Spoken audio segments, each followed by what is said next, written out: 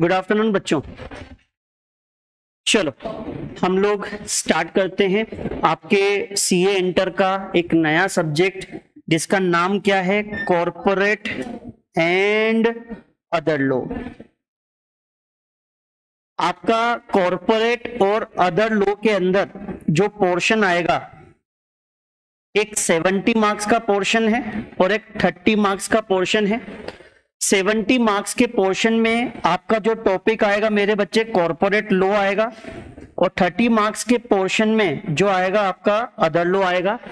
Other law में अच्छा है आपके 3 ही चैप्टर हैं इसके अंदर। एक तो आपका जनरल क्लोज एक्ट आएगा, एक आप लोगों का फेमा आएगा इसके अंदर, और एक आपका आएगा इंटरप्रिटेशन ऑफ स्टेट्यूट्स। 3 चैप्टर आएंगे। बाकी चैप्टर आपके कॉर्पोरेट लॉ में है जो टोटल कितने मार्क्स का है, 70 मार्क्स। इसके अंदर आप लोग कंपनीज एक्ट पढ़ेंगे और इसके अंदर एक आप कौन सा पढ़ने वाले हैं, एलएलपी एक्ट।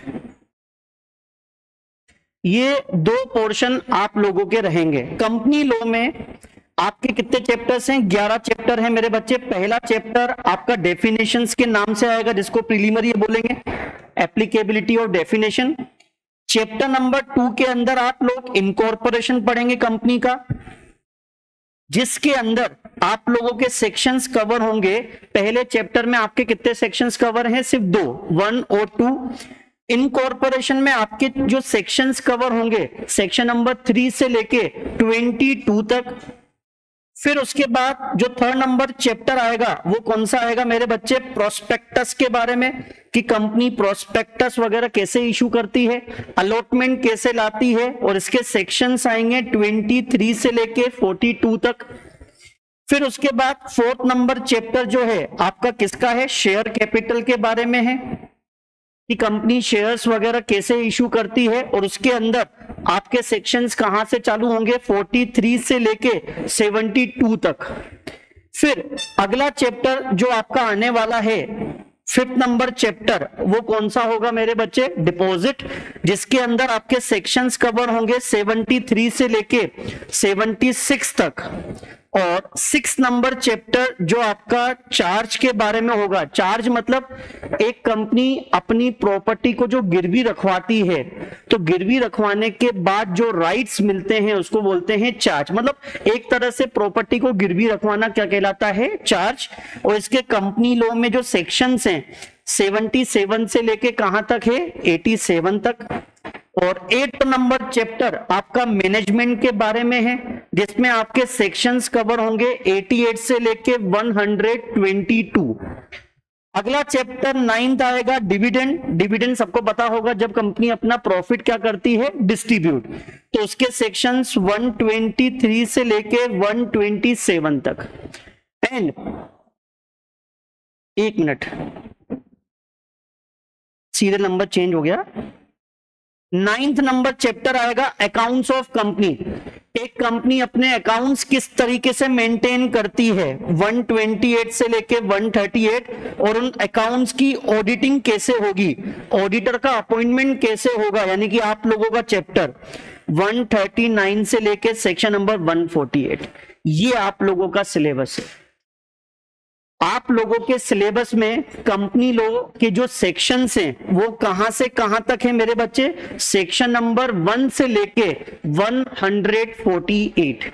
149 से जो आपके सेक्शंस होंगे वो सीए फाइनल में कवर होंगे। यहां पे आप लोगों के कितने सेक्शंस कवर हैं, 148। और 11th नंबर का चैप्टर कौन सा होगा, company incorporated outside India. Foreign company का नाम तो सबने सुना है। इसके भी कंपनी लॉ में सेक्शन है 379 से लेके 393। ये नया जुड़ा है, पहले ये चैप्टर नहीं हुआ करता था, ये बिल्कुल नया जुड़ा है, फॉरेन कंपनी। लेकिन अपन लोग को कंसेप्ट इसके बारे में पता है, ठीक है। और 12th नंबर का चैप्टर आएगा आपका एलएलपी। तो 12 चैप्टर हैं 70 नंबर में, और आपके 30 मार्क्स में सिर्फ कितने चैप्टर हैं, 3। तो ये आप लोगों का सिलेबस है। चलो अब हम सिलेबस के बारे में डिस्कस करते हैं। चलो मेरे बच्चे, कंपनीज एक्ट थोड़ा सा इंट्रोडक्शन ले लेते हैं।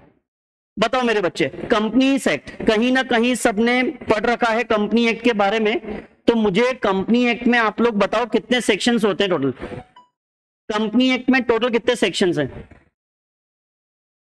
Anyone? Total section company law में, टोटल सेक्शन बोलो। अरे तुक्का तो लगाओ। 168। मतलब तुम लोग ये सोच रहे हो 148 तक यहां पर है और 149 से 168 से 20 सेक्शन फाइनल में आएंगे। 470। टोटल कितने सेक्शंस हैं कंपनी लॉ में? 470। चलो दूसरी चीज पूछते हैं, पूरा कंपनी लॉ कुछ चैप्टर में डिस्ट्रीब्यूट है, तो बताओ कितने चैप्टर हैं कंपनी लॉ में? 29। पूरा कंपनी लॉ कितने चैप्टर्स में डिस्ट्रीब्यूट है? 29। जैसे आप लोगों की पूरी मॉड्यूल चैप्टर में डिस्ट्रीब्यूट होती है, वैसे ही कंपनी लॉ भी। और सबसे अच्छी चीज है, जो कंपनी लॉ के स्टार्टिंग के 10 चैप्टर हैं वही तुम्हारी बुक के 10 चैप्टर कंटिन्यू है। नाम भी वही है, जो लॉ ने नाम रखे वही अभी दिखाऊंगा, वही तुम्हारे सिलेबस के नाम है। 10 चैप्टर। टोटल शेड्यूल्स कितनी है? शेड्यूल कितनी है कंपनी लॉ में? 7। जिसमें से 3rd नंबर की सबको पता है, बोलो किसकी होती है? बैलेंस शीट P&L का फॉर्मेट किस तरीके से बनता है? बोलो आया? अरे आया, ठीक है। ये हमारा थोड़ा सा इंट्रोडक्शन हो गया। अब मुझे एक छोटी सी बात बताओ, हमारे देश में कंपनी एक्ट 2013 बनाया गया, लेकिन हमारे देश में जब भी कानून बनाया जाता है तो एक बनता है एक्ट और एक बनता है कोड। एक बनता है और एक क्या बनता है? कोड। सर कोड मतलब मैं एग्जांपल देना चाहूंगा। एक्ट मतलब सबको एग्जांपल पता है, कंपनी एक्ट 2013। कोड मतलब IBC, insolvency and bankruptcy code 2016। Foundation में नाम आया था ये, इंसॉल्वेंसी एंड बैंकरप्सी कोड 2016। अब मेरा एक छोटा सा डाउट है, जब भी हम एक्ट पढ़ते हैं तो पहले आता है सेक्शन, फिर क्या आता है? सबसेक्शन, फिर क्या आता है? क्लोज, और फिर क्या आता है? सब क्लोज। ऐसा ही सेम कोड में भी होता है, ऐसा ही आपका सेम टू सेम कोड में होता है। पहले सेक्शन, फिर सबसेक्शन, फिर कोड, फिर क्लोज, फिर सब क्लोज। अब मुझे बताओ, अगर मैं तुम लोगों को काम दूं कि एक्ट बनाना है या कोड बनाना है, वो तुम्हारी हेडेक है। मेरे को सोसाइटी के वेलफेयर के लिए कुछ बनाना है, तो बताओ एक्ट बनाओगे कि कोड? दोनों में सेक्शन, सबसेक्शन, क्लोज, सब क्लोज होते हैं। आप लोग क्या सोच के एक्ट बनाओगे या फिर कोड बनाओगे? क्या सोचोगे? ऐसी क्या थिंकिंग होगी आप लोगों की कि हम एक्ट बनाएं कि कोड बनाएं? कोड बनाओगे। एक्ट क्यों नहीं बनाओगे? क्यों अच्छा नहीं लग रहा? फिर बोलो मेरे बच्चे, क्या बनाओगे आप लोग? कोड बनाओगे। अच्छा लग रहा है, अभी वही चल रहा है ना, अभी अभी नए 3 कोड लागू हुए हैं। कौन से? हाँ नहीं, फुल फॉर्म, शॉर्ट फॉर्म मत, हम तो शॉर्ट फॉर्म के चक्कर में पढ़ोगे ना तो बीएनएस कहां ढूंढने जाऊंगा? बीएनएस हमारे यहाँ भी बहुत सारी शॉर्ट फॉर्म होती है, लेकिन बच्चे भी गलत मतलब निकालते हैं। बॉडी कोऑपरेट, हाँ जी बोलो, फुल फॉर्म बोलो। कौन से लेटेस्ट कोड है जो अभी अभी एप्लीकेबल हुए? भारतीय, चलो बढ़िया, याद तो है। तो मुझे बताओ वो कोड क्यों बनाया गया, एक्ट क्यों नहीं बनाया? अच्छा नहीं लग रहा था एक, और अगर अच्छा नहीं लगा था कंपनी कोड बनाते। कंपनी एक्ट क्यों बनाया? पार्टनरशिप एक्ट क्यों बनाया? कोड बनाते।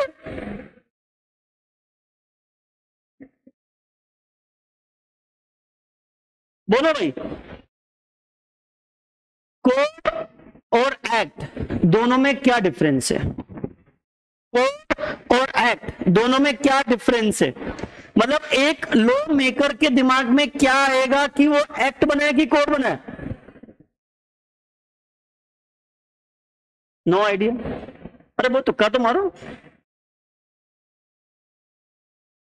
अरे तुक्का नहीं, नो तुक्का। चल सुनना, एक बेसिक सा डिफरेंस है, जो होता है ना वो स्पेसिफिक के ऊपर एप्लीकेबल है। Companies act applicable on companies, partnership act applicable on, LLP act applicable on, but code applicable each and every person. IBC insolvency in bankruptcy code, चाहे इंसॉल्वेंसी आप इंडिविजुअल की करवाओ अपन लोगों की, चाहे पार्टनरशिप फॉर्म की करवाओ, चाहे आप लोग एलएलपी की करवाओ, चाहे कंपनी की करवाओ, आईबीसी एप्लीकेबल है। इंसॉल्वेंसी इन बैंक्रप्सी कोड, पहले हमारे देश में इंडियन पीनल कोड चलता था आईपीसी, जिसका नाम अब जो आप लोगों ने बताया वो हो गया है। वो भी कोड था और अब भी कोड है। क्या वो एक के ऊपर एप्लीकेबल है कि सबके ऊपर? मतलब कोई भी अगर गलत काम करेगा, चाहे वो कंपनी हो इंडिविजुअल हो, सबके ऊपर समान तराजू में तोला जाएगा। यह सुनो, तो बेटा जब हम लोगों को काम दिया जाता है लॉ बनाने का, तो हमारा पहला क्वेश्चन होना चाहिए कि सर इसका स्कोप क्या है, ये कहां तक एप्लीकेबल करवाओगे, किन किन के ऊपर एप्लीकेबल करवाओगे, तो उसके ऊपर डिपेंड रहता है कि कोड बनाना है कि एक्ट बनाना है, डिपेंड उसके ऊपर होता है। समझ में आया? क्लियर है? चलो बात चली है आईबीसी की, इंसॉल्वेंसी एंड बैंकरप्सी, दोनों में डिफरेंस है इंसॉल्वेंसी और बैंकरप्सी में। एक जनरल नॉलेज का पूछ रहा हूं, क्या इंसॉल्वेंसी और बैंकरप्सी में डिफरेंस होता है क्या?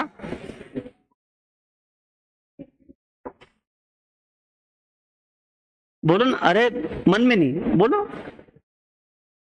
इंसॉल्वेंसी और बैंकरप्सी में क्या डिफरेंस है? स्पेलिंग का, बहुत बढ़िया बेटा।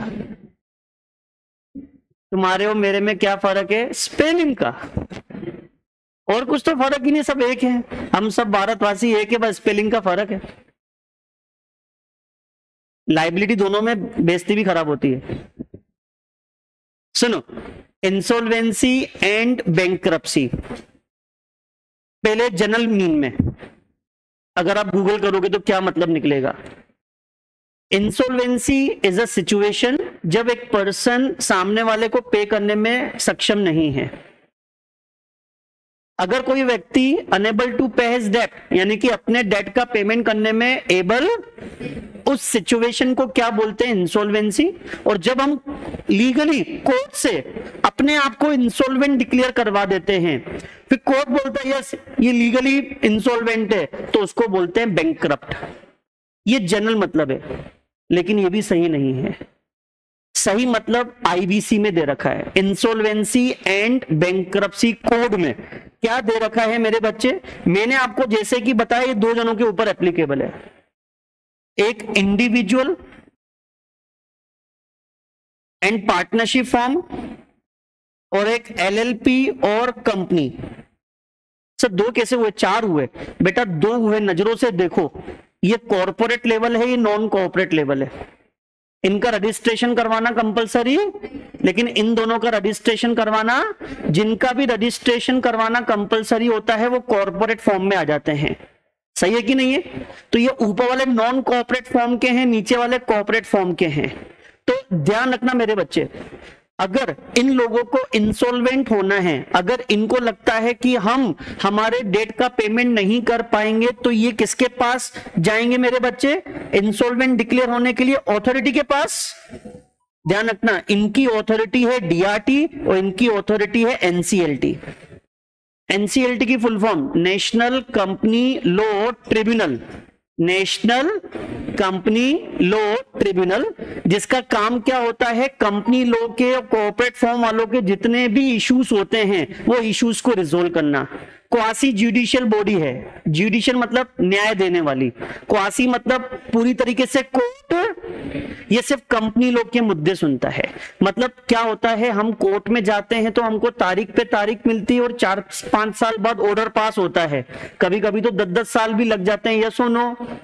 तो वहां पे तारीख मिलती है, इसलिए कंपनी लोग में स्पीडली ट्रायल के लिए कंपनी लोग के मुद्दों का आंसर जल्दी से हो तो उनके लिए एक अलग से क्या बनाई गई है, कोर्ट, जिसको हम क्या बोलते हैं, NCLT, national company law tribunal.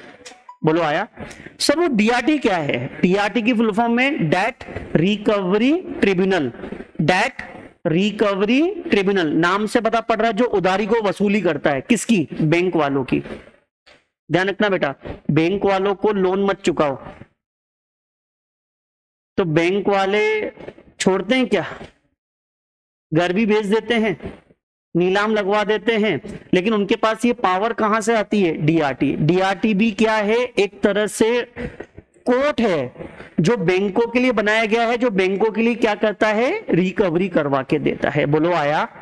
अरे आया। तो सुनना, अगर कोई इंडिविजुअल या फर्म अपने क्रेडिटर का पेमेंट करने में सक्षम नहीं है, यानी कि वो खुद है डेटर, आई एम राइट, वो खुद कौन है, डेटर, तो अगर वो अपने क्रेडिटर का पेमेंट करने में सक्षम नहीं है तो वो किसके पास जाते हैं, अपनी अपनी अथॉरिटी के पास, और उनको बोलते हैं कि हमको डिक्लेयर कर दो कि हम लोग क्या है, इंसॉल्वेंट। तो बेटा अगर उन्होंने बोल दिया yes you are insolvent, that means जिसने कंप्लेन करी है, कंप्लेन किसने की होगी, क्रेडिटर। अरे किसने कंप्लेन की होगी, क्रेडिटर ने, कि DRT मुझे वो इंडिविजुअल पैसे नहीं दे रहा, उसको इंसॉल्वेंट डिक्लेयर करो।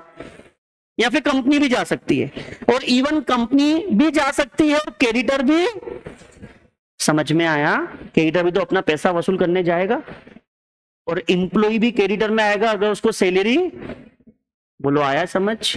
तो सुनना, ये लोग जाते हैं किसके पास, ट्रिब्यूनल के पास, कि हमको हमारा पैसा वसूल करवा के दो। फिर ये ऑर्डर पास करता है, किसका ऑर्डर पास करता है मेरे बच्चे, इंसॉल्वेंसी का। किसका ऑर्डर पास करता है मेरे बच्चे, अब इंसॉल्वेंसी पता है क्या है, इंसॉल्वेंसी में जिसने कंप्लेन करी है उसके साथ सेटलमेंट किया जाता है, उसके साथ बैठ के बात की जाती है कि भाई रफा दफा करो जो भी है, देख उसके पास पैसे नहीं है, इतने ले लो के नक्की कर। और ये बीच में कौन करवाता है, DRT या फिर NCL। वो तो जिद पे अड़ गया, नहीं तुम तो इसकी सारी एसेट्स बेचो और मेरे हिस्से में जो आएगा आ जाएगा, देखेंगे। आप तो पूरा बर्बाद कर दो, उसको रोड पे ले आओ। इंडिविजुअल है, फर्म है तो डिसॉल्व कर दो, कंपनी है तो वाइंड अप कर दो, LLP है तो वाइंडिंग अप कर दो, लिक्विडेशन कर दो। अगर वो क्रेडिटर मान ही नहीं रहा इंसॉल्वेंसी से, यानी कि सेटलमेंट करने से नहीं मान रहा, फिर ऑर्डर किसका पास होता है मेरे बच्चे, यहां पे पास होता है बैंकरप्सी का। किसका ऑर्डर पास होता है, और यहां पे पास होता है लिक्विडेशन का। किसका पास होता है, लिक्विडेशन। सुनना, इंसॉल्वेंसी में क्या होता है, आपकी जो अमाउंट है वो रिकवरी करवा के देती है और सामने वाले का बिजनेस कंटिन्यू चलेगा, उसका बिजनेस बंद नहीं होगा, या फिर उसको कोई टेक ओवर कर लेगा, या फिर उसको कोई और चलाएगा, या वही चलाएंगे। लेकिन अगर क्रेडिटर मान ही नहीं रहे, हमको सेटलमेंट करना ही नहीं है, हमको तो उसको बंद करवाना है, बंद करवाना है, तो फिर ऑर्डर पास होता है इधर बैंकरप्सी का और इधर, यानी कि ये दोनों वर्ड सेम जगह पे स्टैंड करते हैं, बस कंपनी की जगह पे हम वर्ड क्या यूज करते हैं, लिक्विडेशन। सर वो वाइंडिंग अप क्या है, वाइंडिंग अप भी तो कहानी है, वाइंडिंग अप कंपनी लॉ में बोलते हैं, IBC में उसको क्या बोलते हैं, लिक्विडेशन। कोई फर्क नहीं दोनों में, आया समझ। कंपनी लॉ वाले क्या बोलते हैं, winding up, insolvency and bankruptcy code वाले क्या बोलते हैं, लिक्विडेशन। अब आया, तो इंसॉल्वेंसी में यहां पे सेटलमेंट होता है, और उसकी असेट्स बेच के उसको रोड पे ले आओ, बंद कर दो, काम नहीं करवाना, तो वहां पे कौन सा ऑर्डर पास होता है? लिक्विडेशन। ये है इसका एक्चुअल मतलब। बोलो आया? थोड़ी सी बातें पता चली? आया? चलो, तो हमने देखा एक्ट और कोड क्या बनाएंगे, डिपेंड ऑन दी स्कोप, कि उसका क्या है, स्कोप है। बोलो आया? अरे आया? पक्का आया? ठीक है। अब इतना तो पता पड़ गया कि जो हम कंपनी लॉ पढ़ने वाले हैं उसमें पहले क्या बोलेंगे हम? सेक्शन, फिर क्या बोलेंगे? सबसेक्शन, फिर क्या बोलेंगे? क्लोज, फिर क्या बोलेंगे? सब क्लोज। पक्का ना? चलो चेक कर लेते हैं तुम्हें आया कि नहीं आया। ये मैं तुम्हारे फेवरेट गूगल के पास गया, गूगल पे मैंने लिखा कि भाई कंपनी एक्ट 2013 दिखाना जरा, कैसा दिखता है। ये इसने बोला चलो दिखा देते हैं, ये दिखा दिया, ये दिखा दिया। इसको बोलते हैं बेयर एक्ट। बेयर एक्ट जो पार्लियामेंट में पास हुआ है ना, बेयर एक्ट। सारी किताबें सब इससे बनती हैं, इससे बाहर कुछ नहीं आता। देखो company act 2013 chapter number 1 preliminary, जिसके अंदर कितने सेक्शन आएंगे? 2। तुम्हारी बुक का चैप्टर नंबर 1 यही है नाम। जो कंपनी एक्ट का चैप्टर है वही तुम्हारी बुक का चैप्टर है, सबसे बढ़िया। एमसीक्यू में अगर पूछता है कि कंपनी एक्ट में इसका चैप्टर नंबर कौन सा है, अपनी बुक का सीक्वेंस याद कर लेना। चैप्टर नंबर 2 में इनकॉर्पोरेशन के बारे में पढ़ने वाले हैं, और मैंने बताया सेक्शन नंबर 3 से लेकर देखो कहां तक बताया, देखो 22 तक। I am right? फिर उसके बाद चैप्टर नंबर 3 सेम नाम मिलेगा, प्रोस्पेक्टस एंड अलॉटमेंट, तुम्हारी बुक के अंदर मैंने लिखवाया 23 से लेके 42 तक, देख लो 42 तक। फिर चौथा नंबर चैप्टर आएगा शेयर कैपिटल एंड डिबेंचर, जिसमें 43 से लेके आप लोग क्या पढ़ने वाले हैं? 72। चैप्टर नंबर 5 में डिपॉजिट, चैप्टर नंबर 6 में रजिस्टर्ड, 7 में मैनेजमेंट, देखो 122 तक, 8 में डिविडेंड 127 तक, accounts of company, audit, chapter number 10। तुम्हारी बुक में भी सेम टू सेम सिलेबस है, यहीं से किया गया है। बस चैप्टर नंबर 11 से तुम्हारे सिलेबस में नहीं है, वो सीए फाइनल में आएगा। फिर मैंने बताया था एक फॉरेन कंपनी का भी स्लॉट है तुम्हारे में, यस और नो? कहां से बताया था? 379 से लेके 393, चैप्टर नंबर 22 कंपनी लॉ का। कंपनी इनकॉर्पोरेटेड आउटसाइड इंडिया 379 से लेके 393 का स्लॉट, ये बीच का स्लॉट भी आपके पास है। तो यही हमारा सिलेबस है। और मैंने शायद गलती से बताया था कि 29 चैप्टर्स हैं। कितने चैप्टर्स हैं? और सेक्शंस कितने हैं? 470 हैं। स्केड्यूल 7 हैं देखो। और तीसरे नंबर की स्केड्यूल किसकी होती है? बैलेंस शीट और P&L की। और जो लास्ट चैप्टर है वो देख लो कौन सा है, कौन सा नंबर है? 29। तो पूरा कंपनी लॉ कितने चैप्टर्स में डिस्ट्रीब्यूट है? 29। ठीक है, ये नहीं दिखाना था मुझे सेक्शन नंबर 1 दिखाना था। देखो बेटा उधर सब, ये 1 का मतलब क्या है, क्योंकि ध्यान रखना जब सीए बन जाएंगे, जब इंटरव्यू देने जाएंगे अच्छी फॉर्म में, अच्छी कंपनी में, जब खुद का काम करेंगे, तब यही अपने हाथ में होगा, चाहे इनकम टैक्स का हो चाहे कंपनी एक्ट का हो, यही हाथ में होगा। बेयर एक्ट आपके हाथ में, आपके स्टडी मटेरियल नहीं होगा, वो तो घर पे पड़ी रहेगी। आप जो बैग में भर के लेके जाओगे, बेयर एक्ट इतनी मोटी सी आती है, बेयर एक्ट हाथ में लेके जाओगे, उसको पढ़ना आना चाहिए। फर्स्ट डे बता रहा हूं कैसे पढ़ते हैं। क्या बोलते हैं इसको? सेक्शन। क्या आगे कहीं लिखा हुआ है सेक्शन? नहीं देगा, वो आपको पता होना चाहिए। इसको क्या बोलते हैं? सेक्शन। ये इसका टाइटल हो गया, नाम। फिर आगे 1 लिखा हुआ है। सबसेक्शन, फिर ये सबसेक्शन, ये कौन सा? 4 के पास में क्या आ गया? क्लोज। इसके अंदर भी कुछ होता तो सब क्लोज आया। चलो, फिर ये 2 आया। 2 के आगे क्या लिखा हुआ है? डेफिनेशन यानी कि टाइटल। यहां पे 1 नंबर नहीं है, पीछे 1 नंबर आया था, राइट? एक बार देख लें, शायद था ना, ये देखो, अरे था कि नहीं? यहां पे है ही नहीं, यहां पे नीचे दे दिया 1, एक बार तीसरे में देखते हैं, क्या पता गलती हुई हो इनसे। एक मिनट को, बेयर एक्ट में तो गलती नहीं हो सकती, इतनी सारी डेफिनेशन देखो, 95 तक डेफिनेशन है। ये 3 लिखा हुआ है, हेडिंग क्या है, फॉर्मेशन, फिर 1 लिखा हुआ है, यहां पे तो है 1, ये सब सेक्शन, फिर ये क्लोजेस हो गए। तो इसके अंदर भी होता तो क्या होता है, 2 में तो था ही नहीं ऐसा 1, 2 में था क्या, एक बार 4 देख लेते, ये 4 मेमोरेंडम, फिर 1 आ गया इसमें, यानी कि 2 वाले में ऐसा 1 लिखा हुआ है, लेकिन अलग लाइन में, लिखा हुआ है। देखा एक बार,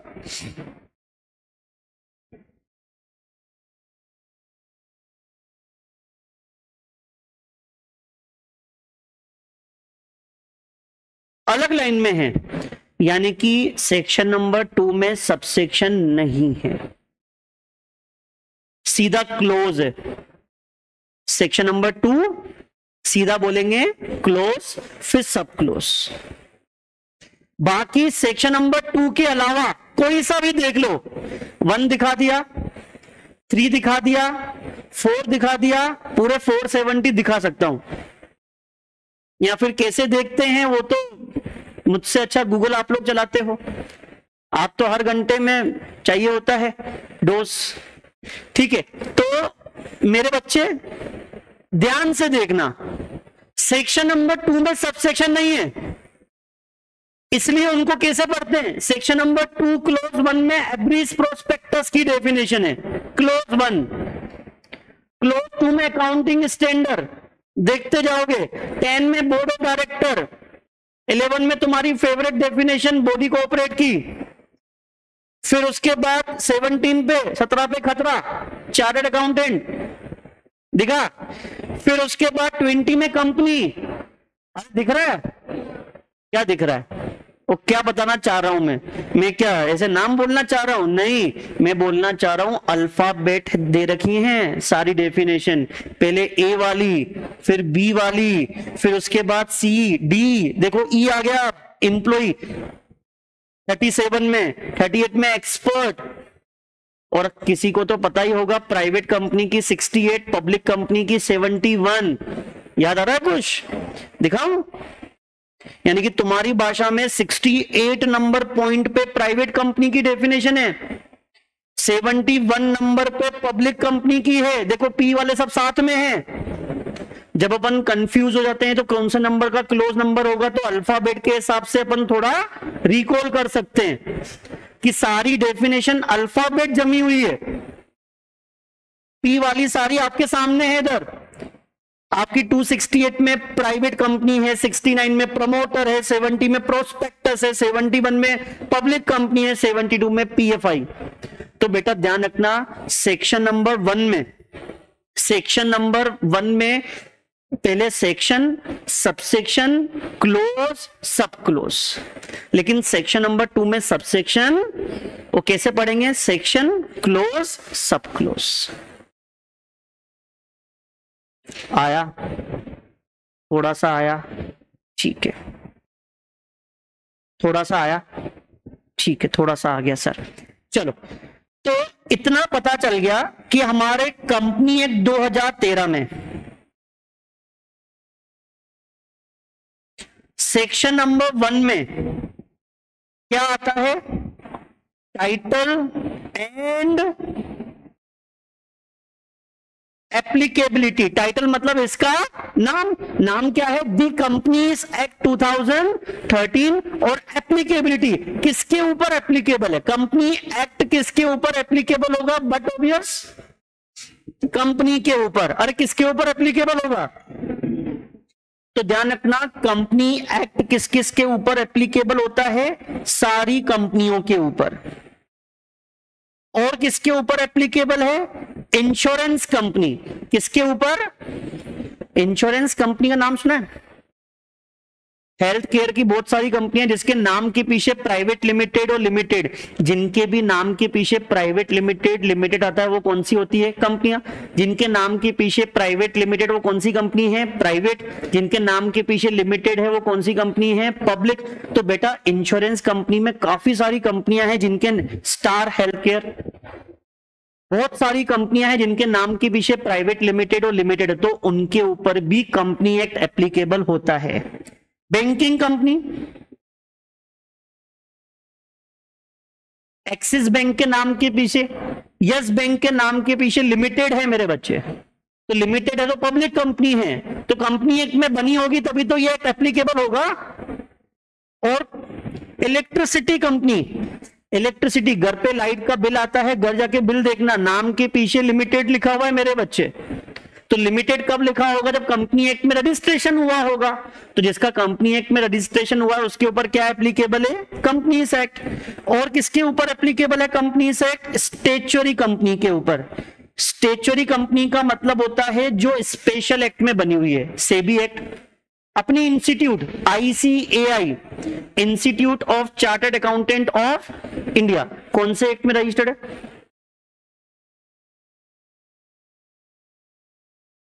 हमारी इंस्टीट्यूट कौन से एक्ट में रजिस्टर्ड है? हम CA बनने के बाद हमारी इंस्टीट्यूट हमें कंट्रोल करेगी, लेकिन कौन से एक्ट के बेसिस पे? ICAI act, year 1949, chartered accountant act 1940। समझ में आया? तो बेटा ये जो ICAI है ना, इनकी भी एनुअल जनरल मीटिंग होती है, AGM, और AGM का प्रोविजन कंपनी लॉ में है। और जिसके बारे में सेंट्रल गवर्नमेंट बोल दे, सेंट्रल गवर्नमेंट नोटिफाइड कर दे कि इनके ऊपर एप्लीकेबल करवाओ, तो उनके ऊपर क्या करवा देंगे? कंपनी एक्ट एप्लीकेबल करवा दे। यार एक बात समझ में नहीं आई, बीच में जा रहा हूं टॉपिक के। अभी तुमने बोला हमारी इंस्टीट्यूट एक अलग से एक्ट में गवर्न होती है, चार्टर्ड अकाउंटेंट एक्ट 1940। हमारा कॉन्स्टिट्यूशन कब आया था? 1950। चार्टर्ड अकाउंटेंट एक्ट कब आया? 1949। क्या हमारा chartered accountant as per constitution नहीं है क्या? मतलब ऐसा क्या मन में आई उनके कि कॉन्स्टिट्यूशन से पहले चार्टर्ड अकाउंटेंट एक्ट बनाने की जरूरत पड़ी? अरे सोचने वाली बात है, इतनी क्या जल्दी पड़ गई कि चार्टर्ड अकाउंटेंट एक्ट पहले लाओ, कॉन्स्टिट्यूशन तो लाके रहेंगे, आ जाएगा वो तो। समझ रहे हो? वो एक्ट कॉन्स्टिट्यूशन से ज्यादा इंपॉर्टेंट होगा। जैसे बैंकिंग रेगुलेशन एक्ट, कौन सा ईयर है बैंकिंग रेगुलेशन का? फाउंडेशन पूछ रहा हूं और कुछ भी नहीं पूछ रहा।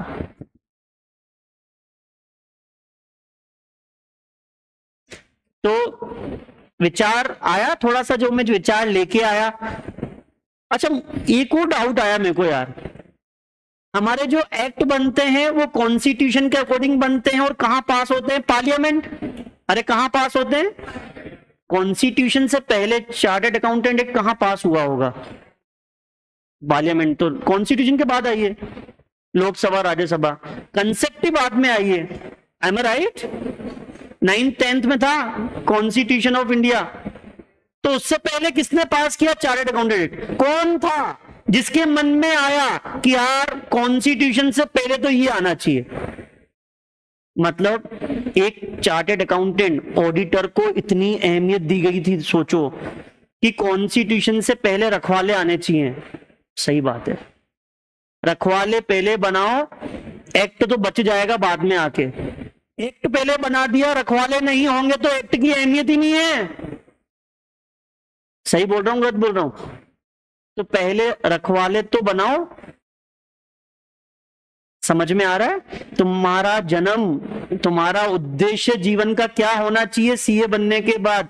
तुम्हें क्या सोच, पैसा पैसा नहीं, यहां देश की बात चल रही है और पैसा गिन रहा है बच्चा।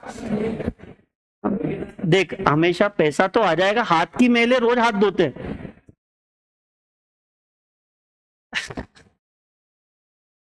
आया? मैं वही तुम्हें सेकंड थॉट पे ले जा रहा हूं। एक्ट बनाते समय तुम्हारे बारे में क्या विजन बनाया गया था कि तुम लोग रील में मत फंसो, पैसे के पीछे मत भागो, तुम्हारा उद्देश्य जीवन का कुछ और है। हंस रहे हो यार बैठ के तुम लोग। आया? तो बेटा सोचना चाहिए कि जब बनाने वाले ने हमको रखवाला बनाया है तो हम रखवाले क्यों नहीं बन पाएंगे? उसके लिए नॉलेज चाहिए होगी। आया? तो जल्दी से सोच के बताओ पहले। अच्छा तुम्हें पता है कॉन्स्टिट्यूशन कहां पे पास हुआ? कॉन्स्टिट्यूशन चौराहे पे तो पास हुआ नहीं हुआ होगा, पहले भी एक पार्लियामेंट की तरह होती होगी, कॉन्स्टिट्यूएंट असेंबली क्या बोलते हैं। उसमें कौन बैठे थे? मैं कॉन्स्टिट्यूएंट असेंबली की बात कर रहा हूं। कॉन्स्टिट्यूशन किसने बनाया उनके बारे में नहीं जानना चाह रहा, वो तो तुम्हें बचपन से सिखाया गया है। कॉन्स्टिट्यूएंट असेंबली में थे फ्रीडम फाइटर्स। फ्रीडम फाइटर समझते हो कौन थे? जिन्होंने हमारे देश को क्या दिलवाई? आजादी। बोलो आया? उन्होंने अपनी कॉन्स्टिट्यूएंट असेंबली में चार्टर्ड अकाउंटेंट का एक्ट पास किया है और कॉन्स्टिट्यूशन से पहले बोला गया कि कॉन्स्टिट्यूशन को बचाने वाले पहले होने चाहिए, कॉन्स्टिट्यूशन तो बाद में भी ले आएंगे। और तुम्हारे जस्ट 1 साल बाद कॉन्स्टिट्यूशन पास हुआ है। बोलो आया? तो बेटा ध्यान रखना 1947 से 1950 के बीच में हमारे देश में जो भी एक्ट पास हुए हैं वो किसने पास किए हैं? फ्रीडम फाइटर्स ने। और 1950 के बाद जब कॉन्स्टिट्यूशन बन गया तो सारे एक्ट कहां बनते हैं? पार्लियामेंट में, एज पर इंडियन कॉन्स्टिट्यूशन। जैसे कंपनी एक्ट 1956 पार्लियामेंट में पास हुआ, कंपनी एक्ट 2013 पार्लियामेंट में पास हुआ, और कंपनी एक्ट 1913 ब्रिटिशर्स ने बना के दिया, उनके साथ सपोर्ट में बनाया। बोलो आया? चलो, तो हमारा कंपनी एक्ट किस किस के ऊपर एप्लीकेबल है? इन सभी के ऊपर। सेक्शन नंबर 2 में क्या आता है? डेफिनेशन। सेक्शन नंबर 2 में क्या आता है मेरे बच्चे? अब डेफिनेशन में मुझे सबसे पहले डेफिनेशन बतानी पड़ेगी कि आपकी जो कंपनी होती है, कंपनी का मतलब क्या होता है बताओ। सेक्शन नंबर 2 क्लोज 20 जिसमें हमारी किसकी डेफिनेशन दे रखी है मेरे बच्चे? क्या डेफिनेशन है? Company means a company. बहुत बढ़िया। कंपनी मीन्स अ, इंसान मीन्स अ, जानवर मीन्स, मतलब मेरा पर्सनल मानना है यहां पे लॉ बनाने वाले को थोड़ा सा चेंज करना चाहिए था। Company means a company.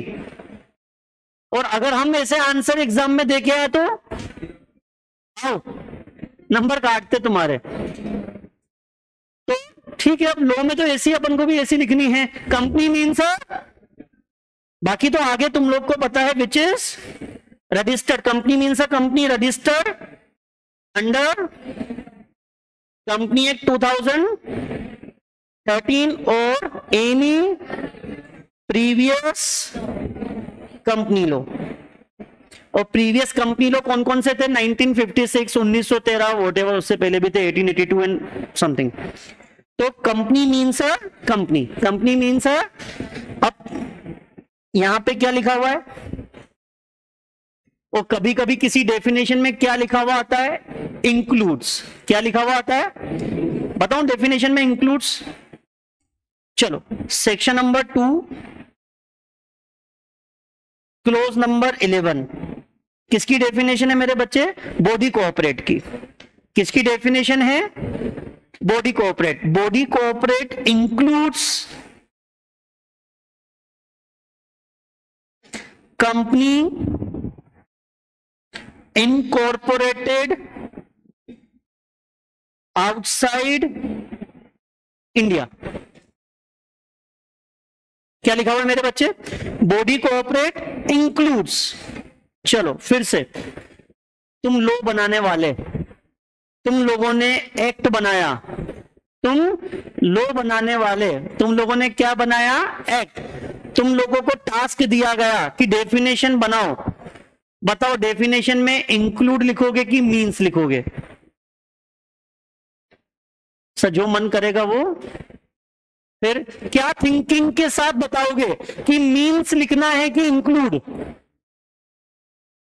Act हमेशा एक आम आदमी ने ही बनाया है, तुम लोग भी एक आम आदमी हो, बस एक सोच रखो आम आदमी की। बोलो, इंक्लूड लिखोगे कि मीन्स लिखोगे? डिपेंड। सुनना, अगर किसी डेफिनेशन में लिखा हुआ है मीन्स, तो उस मीन्स का मतलब होता है वो डेफिनेशन है एक्सक्लूसिव। एक्सक्लूसिव का मतलब जो डेफिनेशन दे रखी है सिर्फ वही उसका मतलब निकालना है। जैसे कंपनी का मतलब सिर्फ कंपनी, जो कंपनी एक्ट में रजिस्टर्ड है, सेकंड थॉट नहीं लेके आनी है। Company means company. क्या फॉरेन कंपनी को कंपनी बोलोगे? नहीं, क्योंकि वो कहां रजिस्टर्ड है? Outside India. कहां रजिस्टर्ड है? कंपनी का मतलब इंडियन कंपनी, जो इंडियन कंपनी एक्ट में रजिस्टर्ड है। किसी और को कंपनी में शामिल, क्या एलएलपी को कंपनी बोलोगे? नहीं, क्योंकि वो कंपनी एक्ट में रजिस्टर्ड। मैं वही बोल रहा हूं, सेकंड थॉट नहीं लेके आनी है। जो कंपनी एक्ट में रजिस्टर्ड है सिर्फ वही company, that means Indian company. बोलो आया? लेकिन यहां पे बॉडी कोऑपरेट में क्या लिखा हुआ है? इंक्लूड। अब इसकी हिंदी करेंगे, बॉडी कोऑपरेट में शामिल होगी जो कंपनी कहां रजिस्टर्ड है? Outside India. जो कंपनी कहां रजिस्टर्ड है? Outside India. बॉडी कोऑपरेट में वो कंपनी भी शामिल होगी जो कहां रजिस्टर्ड है, और जो इंडिया में रजिस्टर्ड है वो तो होगी सही। यानी कि इंक्लूड मतलब इंक्लूसिव नेचर। इसमें जो आपकी सेकंड थॉट है वो भी शामिल होगी। ये तो है ही सही। कंपनी इनकॉर्पोरेटेड आउटसाइड इंडिया तो इसमें शामिल है ही सही, साथ ही साथ जो कंपनी इंडिया में रजिस्टर्ड है वो भी रजिस्टर्ड। आप लोगों ने एलएलपी की डेफिनेशन पढ़ी है, एलएलपी बॉडी कोऑपरेट है। कंपनी तो है ही सही, सबको पता है। कंपनी का फीचर है body cooperate, separate legal entity, याद आ रहा है सबको?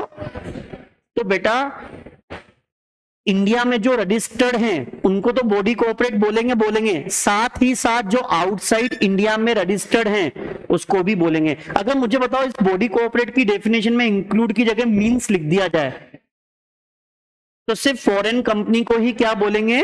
Body cooperate. इंक्लूड लिखा हुआ है जिसके कारण हम इंडियन कंपनी को भी क्या बोलेंगे? Body cooperate. बोलो आया? अरे क्लियर है? किसी को डाउट? एक और definition, section number 2 close 42 foreign company. बताओ फॉरेन कंपनी का मतलब क्या होता है? Incorporated outside India and place of business इन, दोनों में एंड की ओर। आपकी कंपनी कहां रजिस्टर्ड है? आउटसाइड इंडिया, लेकिन उसका प्लेस ऑफ बिजनेस कहां पर है? अगर इंडिया में प्लेस ऑफ बिजनेस ना हो तो उसको सिर्फ क्या बोलेंगे? Company incorporated outside. अगर इंडिया में प्लेस ऑफ बिजनेस है तो वो कंपनी इनकॉर्पोरेटेड आउटसाइड इंडिया तो है, एज वेल एज उसको क्या बोलेंगे? क्या सारी कंपनियां जो आउटसाइड इंडिया में बनी हुई है उसको फॉरेन कंपनी बोल सकते हैं? नहीं, सिर्फ उनमें से किसको बोल सकते हैं? जो इंडिया में जिसका क्या हो? Place of business. अब मुझे एक बात बताओ, ये लाइन का मतलब क्या है? कंपनी इनकॉर्पोरेटेड आउटसाइड, क्या फॉरेन कंपनी लिखा हुआ है क्या? क्या प्लेस ऑफ बिजनेस इंडिया में ना हो? सुनना अब ध्यान से। एक कंपनी है Sunny INC. This company incorporated outside India.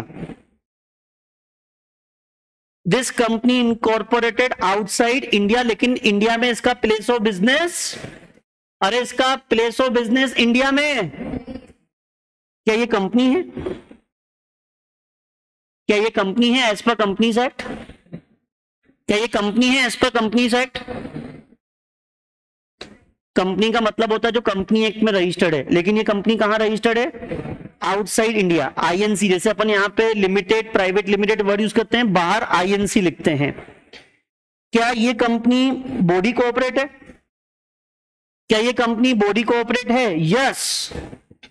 क्यों? बॉडी कोऑपरेट की डेफिनेशन क्या है? Includes company incorporated outside whether place of business in India और नॉट, चाहे इंडिया में प्लेस ऑफ बिजनेस हो चाहे। समझ में आया? क्या ये फॉरेन कंपनी है? नहीं, क्योंकि इसका प्लेस ऑफ बिजनेस इंडिया में। तो ध्यान रखना बेटा, बॉडी कोऑपरेट की डेफिनेशन वाइडर है। बॉडी कोऑपरेट की डेफिनेशन वाइडर है in comparison to foreign company, in comparison to company. बोलो आया? बॉडी कोऑपरेट में ऐसी फॉरेन कंपनियां भी आती हैं जिनका प्लेस ऑफ बिजनेस चाहे इंडिया में ना हो। बोलो आया? अरे आया? थोड़ा समझ में आया? ठीक है, आज अपना टाइम खत्म हो गया, आज के लिए इतना ही, बाकी अपन कल कंटिन्यू करते हैं।